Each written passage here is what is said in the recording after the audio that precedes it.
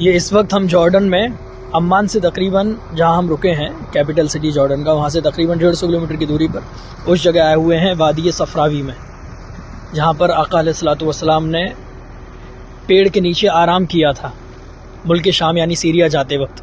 ये चारों तरफ रेगिस्तान, कहीं पर भी एक दरख्त का भी नामो निशान नहीं, हल्की फुल्की जो रेगिस्तानी घास होती है उसका वजूद है बस, बाकी ये हर तरफ रेगिस्तान है। अब सामने हम जो जा रहे हैं वहाँ वो दरख्त आने वाला है जहाँ सरकार अलैहिस्सलातु वस्सलाम ने आराम फरमाया था, और इस दरख्त को तकरीबन 1440 या 1450 साल गुजर गए, अब तक हरा भरा है।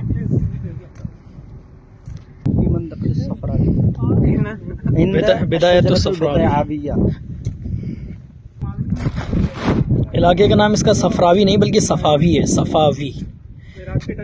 चारों तरफ रेत ही रेत है।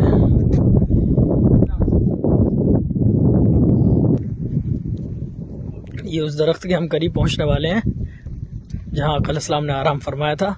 ये बोर्ड लगा हुआ है जिस पर अरबी में लिखा हुआ है मौक़अ अश-शजरा अल-मुबारका अल्लती इस्तज़ल्ला बिज़िल्लिहा रसूलुल्लाह सल्लल्लाहु अलैहि वसल्लम, the side of the tree of the prophet Muhammad सल्लल्लाहु अलैहि वसल्लम। अभी इसके अंदर हम जाएंगे और सामने शजर मुबारका।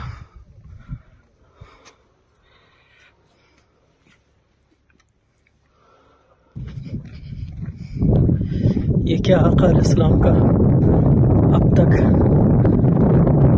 ज़ाहिर होने वाला वो अजीम मौजज़ा। दरख्त पूरा हरा भरा खड़ा हुआ है, आसपास कई किलोमीटर तक ऐसे बड़े बड़े दरख्तों का वजूद नहीं है, हर तरफ रेगिस्तानी रेगिस्तान है। 20-20, 25-25 किलोमीटर तक कुछ अता पता नहीं है पेड़ों का। ये वो पेड़ है, अल्लाहु अकबर।